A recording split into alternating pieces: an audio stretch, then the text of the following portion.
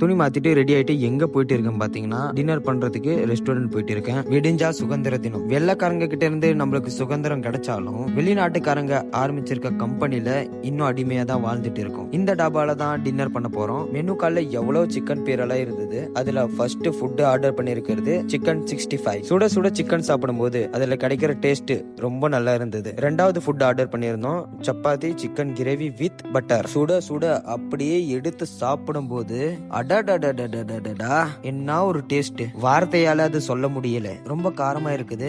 அதனால மூணாவது food chicken with cheese. பார்க்கும் போதே வாயில எச்சி ஊறுது. சாப்பிடும் போது எப்படி இருக்கும்? டேஸ்ட்னா டேஸ்ட், அப்படி ஒரு டேஸ்ட். ரசிச்சு ருசிச்சு சாப்பிட்டேன். நான் சாப்பிட்ட இந்த 3 டிஷ்ஷும் ரொம்ப நல்லா இருந்தது, டேஸ்டாவும் இருந்தது. கடைசியா கூல் ட்ரிங்க்ஸ் குடிச்சிட்டு பில் பே பண்ணிட்டு வீட்டுக்கு போயிட்டு இருக்கோம். இந்த நாள் மறக்க முடியாத ஞாபகத்தை அமைச்சு கொடுத்த என் நண்பனுக்கு ரொம்பவும் நன்றி. நைட்டு 12 மணி ஆயிடுச்சு.